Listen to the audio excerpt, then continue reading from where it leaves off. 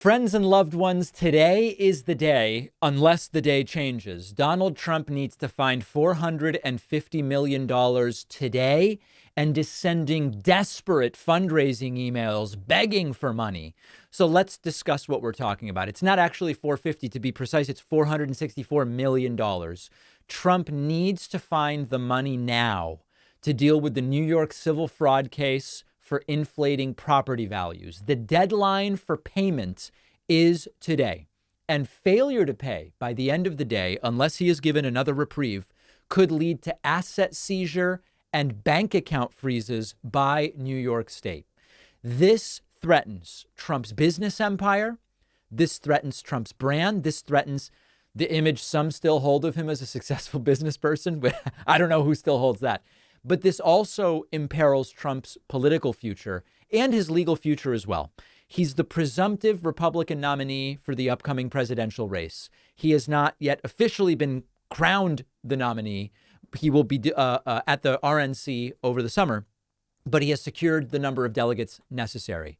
And he says that everything that's happening to him, it's all simply because it's Democrats trying to prevent him from becoming the next president of the United States. He does have, regardless of his opinion about that, he does have a number of failed attempts to secure the funds that he needs. He has approached 30 different surety companies for a bond unsuccessfully. We'll hear from Eric Trump about that a little bit later. And it is challenging to raise this amount of money. Now, he is simultaneously claiming he has all the money, and yet he continues to claim in order to get the money, he may have to sell his properties. And then we get to my primary concern. I don't really care how rich Trump actually is. It's certainly not as rich as he claims to be, but he's probably a billionaire, even with more reasonable estimates of the values of his assets.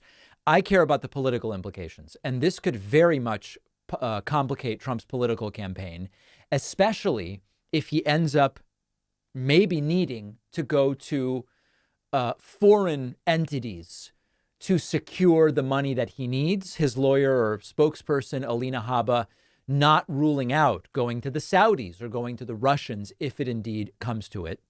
And by the way, the situation also really sort of underlines how wealth and power and politics intersect, which raise even more questions about transparency. What do we still not really know the history of Trump's financial doings?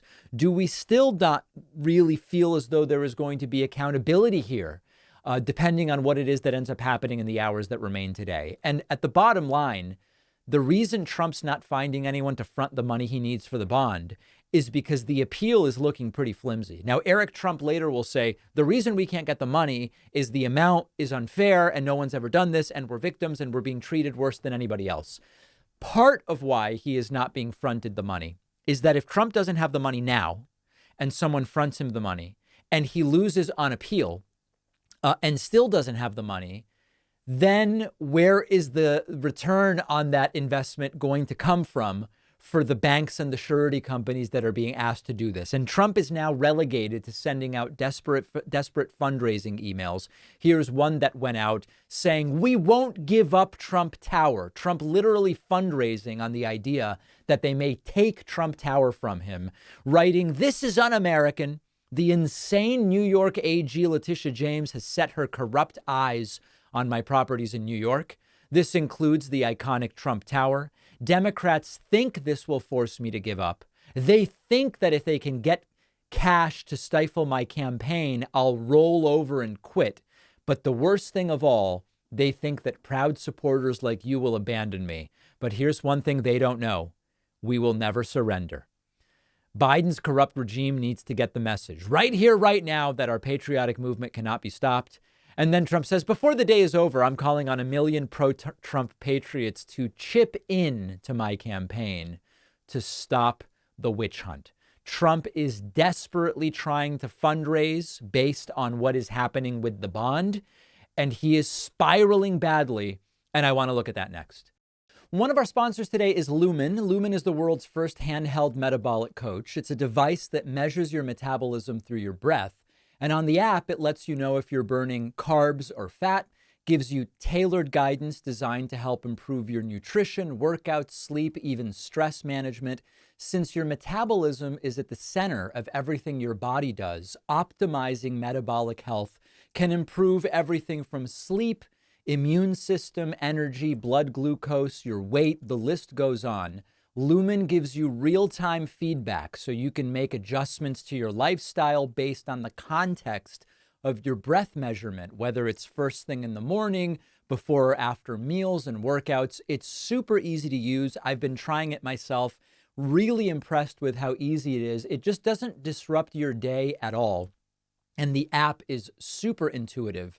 With more than 54 million metabolic measurements, Lumen is the world leader in metabolic data with a huge community of users that you can connect with. Go to lumen.me and use the code PACMAN to get $50 off your Lumen. The link is down below.